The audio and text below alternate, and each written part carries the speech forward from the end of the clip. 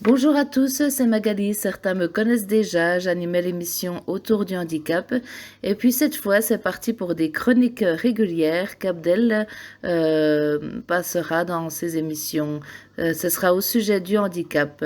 Alors aujourd'hui, on va commencer par le sujet de la rentrée des enfants extraordinaires, c'est-à-dire des enfants en situation de handicap, tout handicap confondu.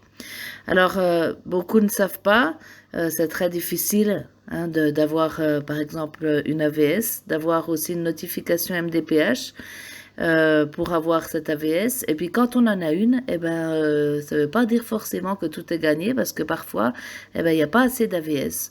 Ou alors, on nous donne, je ne sais pas, 25 heures pour notre enfant, sauf que l'AVS, elle est là, mais pour trois enfants, qui ont aussi peut-être 25 heures ou même plus ou moins.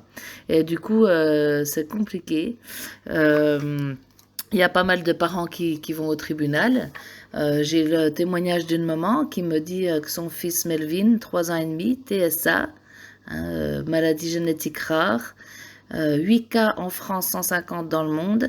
Il a eu l'accord de la MDPH pour une ASH 20 heures par semaine en individuel pour sa rentrée en petite section. Mais pour le moment, il n'y a toujours personne. Donc, elle a fait un référé liberté. Ils sont passés au tribunal et ils attendent la réponse. Et pourtant, la rentrée a déjà commencé. Il y a des parents qui sont obligés de quitter leur emploi parce que comment faire? L'école ne les prend pas. Il y a des enfants qui ont une AVS pour quelques heures, mais qui n'ont pas d'AVS pour le temps du midi, par exemple, ou le temps du soir en attendant que les parents rentrent de l'école. Et du coup, bah, il y a certains parents qui doivent faire le trajet pour que l'enfant mange dans la voiture le temps de la cantine, quoi. Au lieu de manger à la cantine, ben, ils mangent avec leur maman ou leur papa dans la voiture et ils attendent de pouvoir leur déposer pour repartir au travail.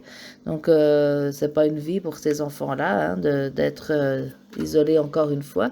Et, comment il y a aussi certains parents qui n'ont pas pu avoir d'AVS parce qu'ils n'ont pas pu avoir de notification parce que leur enfant est trop handicapé pour aller à l'école, donc ils essayent de faire l'école à l'IME. Et l'IME refuse leur enfant parce qu'ils sont trop handicapés pour aller aussi à l'IME. C'est invraisemblable, mais ça arrive. Hein. J'ai eu des témoignages comme ça. Et donc, en fait, bah, ils font l'école à la maison parce qu'ils n'ont juste pas le choix. Voilà, il y a des parents qui n'arrivent pas non plus parce que l'école est pas accessible au handicap de leur enfant. S'il y a des escaliers, des choses comme ça, l'école ne veut pas ou ne peut pas faire de travaux. Donc, ben, ils sont bloqués. Hein, ils peuvent pas non plus monter leur enfant dans les bras et puis le fauteuil aussi. Moi, j'ai eu la chance, hein, je donne aussi mon témoignage à moi. J'ai un enfant qui est polyhandicapé après 4 AVC dès l'âge de 9 mois et demi. Et en fait, il a eu ses 3 années de maternelle. Donc, l'école était toute neuve, plein pied. Il n'y avait pas de souci de ce côté-là. Et il a eu la chance d'avoir la même AVS ces 3 années de maternelle parce que il a eu un peu d'un classeur de communication, elle le connaissait bien et j'ai joué là-dessus pour garder la même AVS pour pas tout rapprendre à une autre. Et elle était géniale. Hein. Il faut savoir aussi que les parents normalement n'ont pas le droit de communiquer avec l'AVS. Donc moi j'ai eu la chance d'avoir une AVS qui était humaine et puis qui voilà on arrivait quand même à communiquer en dehors, mais normalement elles n'ont pas le droit. Et les parents doivent communiquer qu'avec l'instituteur.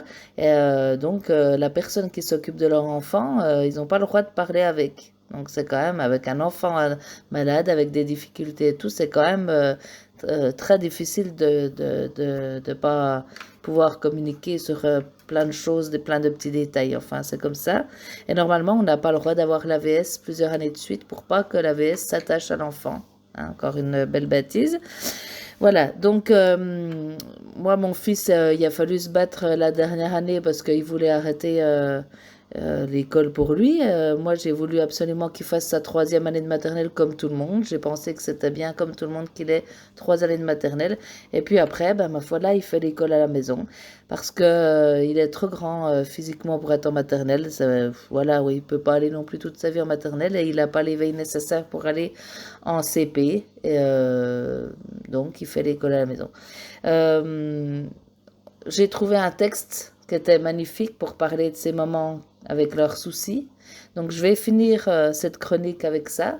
Et j'espère que cette petite chronique courte, hein, mais bon, qui relate quand même les problèmes de tous ces moments, quand vous, peut-être maman d'enfant sans maladie, sans handicap, avez inscrit très facilement votre enfant à l'école et le posait très facilement, n'avait aucun souci et tout.